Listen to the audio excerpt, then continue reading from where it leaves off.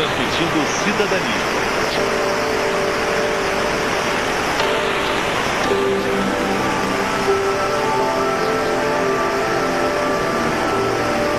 Cidadania.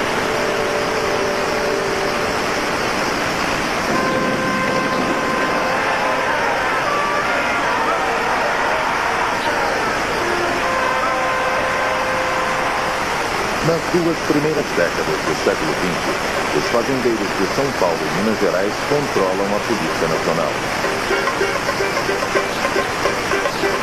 Mas no início dos anos 20, operários urbanos e jovens militares do movimento tenentista não querem mais um Estado a serviço dos fazendeiros de café. O governo compra os estoques excedentes e divide a conta com o resto do país. Sacudida pela revolta dos 18 do Forte em 22, por revoluções do Sul e na Paraíba em 24 e pela coluna Prestes, a República Velha entra em colapso.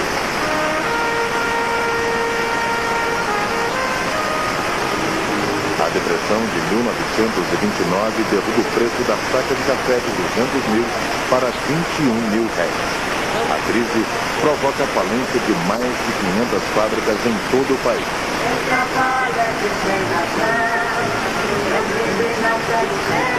O presidente Washington Luiz quebra o revezamento com Minas Gerais e lança outro paulista, Júlio Prestes, à presidência. O opositor é o gaúcho Getúlio Vargas, mas ele perde as eleições para o candidato governista. A revolução explode no Rio Grande do Sul, Minas Gerais e Paraíba. Nós acordamos os militares para esse processo de renovação política, eles estavam extremamente mobilizados, com o espírito anti-oligarca muito exacerbado e dispostos a tudo para garantir que essa mudança de regime fosse, de fato, uma mudança nas estruturas políticas do país. Muitos dos antigos tenentes, que obviamente já não são mais tenentes ou tenentes, já são mais do que isso, tornam-se porta-vozes de uma reivindicação de participação política que o Washington Luiz não sabe administrar nesse fim de governo, no apagar de suas luzes, o que acarreta a deposição do então presidente da República a poucos meses de distância, o término do mandato e a implantação de uma junta militar. Essa junta militar, que é feita dos generais que comandavam as tropas brasileiras no governo Washington Luiz, chama como elemento catalisador dessa expectativa de virada de página o candidato derrotado, que não era tão ignorado assim e não tinha sido conhecido só porque ele fora candidato, ele já havia sido ministro da Fazenda do governo Calçado. Durante os primeiros anos do governo Vargas, a política brasileira fica polarizada entre os partidos de esquerda e a direita integralista, inspirada no fascismo. Plínio Salgado lidera os integralistas. Usam uniformes verdes. No ombro, a letra grega Sigma. A palavra tupi Anauê, que significa você é meu irmão, é usada como grito de guerra. A Itália e a Alemanha eram extremamente críticas com relação ao capitalismo, com relação ao liberalismo, que havia gerado a crise de 1929 e todos os grandes problemas sociais de desemprego e de empobrecimento da população mundial. Então, na verdade, os integralistas, sem querer, se aproximavam um pouco de uma ideia de uma terceira força, de um terceiro mundo, que não fosse exatamente nem o capitalismo, nem o socialismo. E isso ganhou muitos adeptos no Brasil que viam naquelas ideologias um pouco estranhas a possibilidade que o Brasil tivesse uma brecha aí para se afirmar nacionalmente. Polarizando com os integralistas está a Aliança Nacional Libertadora. Os integrantes são esquerdistas, principalmente comunistas. Eles querem o cancelamento do pagamento da dívida externa, a nacionalização de empresas estrangeiras e a reforma agrária. Luiz Carlos Prestes é o presidente de honra. Na medida em que Getúlio começa a prestar o cerco político, as forças de reformas, ou de direita, ou de esquerda, começam a se afastar um pouco dele e a buscar alternativas dentro de uma sociedade de máquinas. Enquanto ele trabalhava, digamos assim, as vísceras da oligarquia para obter adesão silenciosa a um projeto político, As massas que já começavam a aparecer na cidade, até que começam a se organizar nesses dois movimentos. Essas duas correntes não são correntes de grande penetração social no país todo. Ou seja, embora as facções políticas bem organizadas sejam perfeitamente capazes de fazer mais visíveis, porque elas aparecem com mais clareza aos olhos do público, nem fascistas nem integralistas eram um fenômeno que penetrassem profundamente, nem comunistas, no tecido social brasileiro.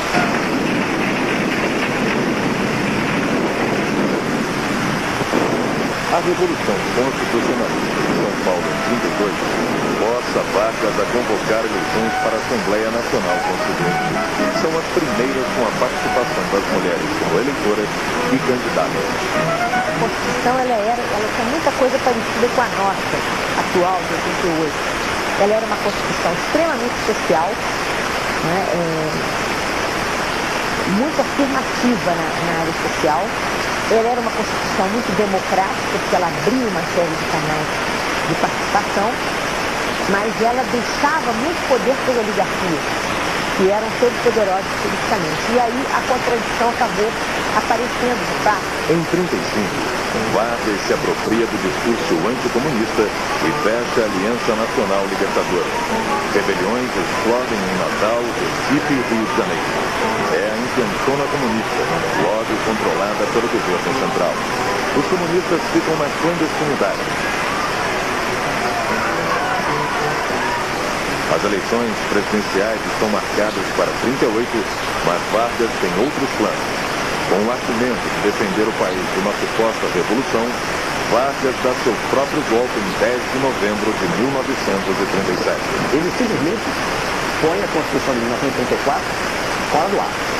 Ele revoga. Ele dissolve o Congresso. Ele extingue os partidos políticos. Ele proíbe a ação de quaisquer outras entidades políticas no país. Institui a pena de morte para crimes contra o Estado e a ordem pública. Ele nomeia interventores nos estados onde os governadores não aderem imediatamente à proposta do Estado Novo. Cria um departamento de imprensa e propaganda e passa a governar por decreto. E na prática, abola a federação. Vargas ignora a Constituição preparada pelo Congresso e impõe seu próprio texto. A Constituição de 37 é chamada de polaca. Francisco Cantos utiliza como modelo a Constituição da Polônia, que havia sido encomendada pelo então presidente polonês, um pouco antes disso, o general Piłsudski, que é uma assim chamada Constituição de estilo corporativo.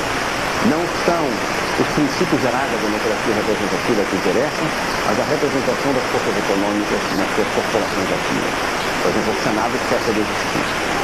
Passa a existir um Conselho Econômico e Social. A Câmara dos Deputados, enquanto Câmara dos Deputados, cessa de existir. Passa a existir uma instituição chamada Parlamento Nacional. Vargas lança o Estado Novo com ideias de integralismo.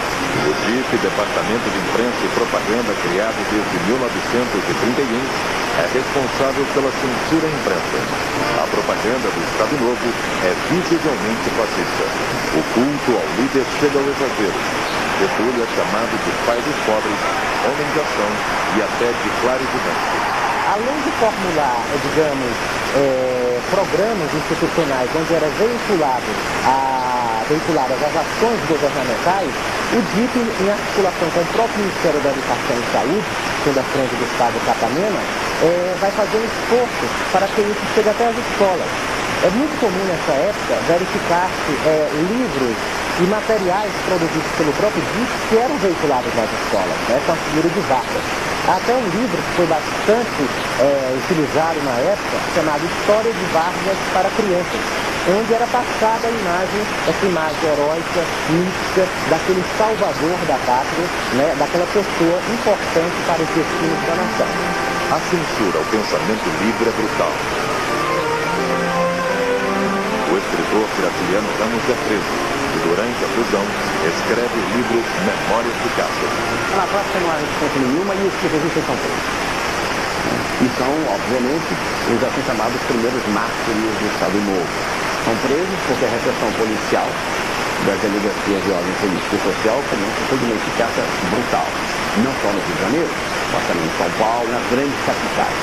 os principais políticos ligados ao Marinas, às classes conservadoras, aderem. É preciso que a gente contextualize o porquê, digamos assim, de uma certa aceitação por parte dos políticos e da própria opinião pública em torno do Estado Novo, né? Naquele momento, a Europa vivia um período muito tenso, um período de conflito das ideologias. Era a democracia liberal, de um lado, regimes ditatoriais na Europa, o que vai concluir para o segundo conflito mundial, a Segunda Guerra Mundial. Então é um período difícil e conturbado da vida política nacional. A reforma educacional do Estado Novo obriga o ensino da língua portuguesa, inclusive nas comunidades imigrantes. Inclui no currículo a educação moral e cívica e a educação física. O Estado Novo quer formar o homem novo. Além da introdução da educação moral e cívica, da educação física, por influência de Vila Lobos, né, que, de certa forma, coopera com o regime de Vargas, né, nessa tentativa de nacionalizar o país, de forjar uma identidade cultural para o país, é introduzido nas escolas o chamado canto orfeônico, né, aulas de música para crianças. O Estado Novo é simpático ao nazifascismo, mas com o início da Segunda Guerra, os Estados Unidos querem o apoio do Brasil. O extenso litoral brasileiro é essencial para o domínio do Atlântico Sul. Vargas termina se alinhando com os Estados Unidos graças ao empréstimo de 20 milhões de dólares, com os quais Getúlio constrói a Companhia Siderúrgica Nacional.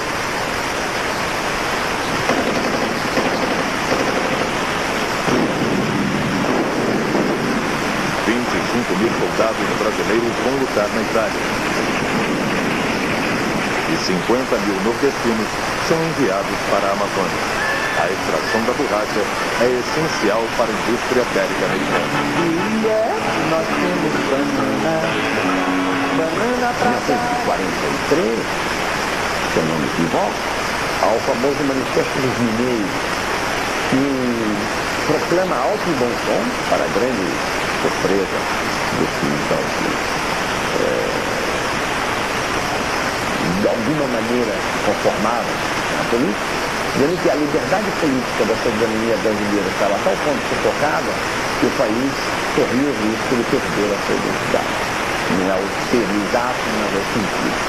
A pressão foi tão grande e as reclamações começam a ultrapassar os limites de uma mera repressão sacana, que o Getúlio é obrigado a autorizar o retorno do Estado político.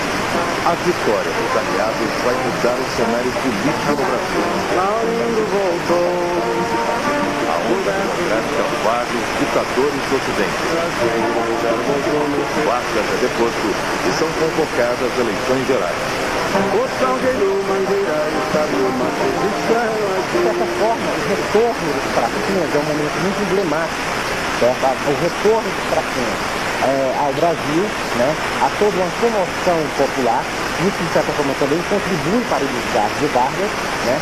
Até que em 1945 ele é deposto e são convocadas eleições gerais, inclusive eleições que vão dar origem, né, à nova Assembleia Constituinte, que vai elaborar exatamente a Constituição de 46. Do ponto de vista político, de certa maneira, o Estado Novo abateu muito o poder incontestável das oligarquias regionais brasileiras, centralizando o Estado, organizando a administração, estabelecendo regras para a administração pública, modernizando a política, né, e permitindo, inclusive, que novos atores entrassem em cena. Esses foram certamente os dois pontos fortes. Então, um pouco a figura de Getúlio hoje não é a história completa da situação. A figura de Getúlio hoje é a figura de quem consolidou a estrutura central do Brasil, que organizou o sistema decisório do governo federal e assumiu a função de resolver os problemas dos seus amigos mediante outorga de sistemas legais, um deles é a consolidação da lei do trabalho, reunindo várias leis adotadas por decreto-lei, ou seja, sem que nenhum parlamento tivesse sido consultado sobre coisa nenhuma, né? Mas obviamente usando o conselho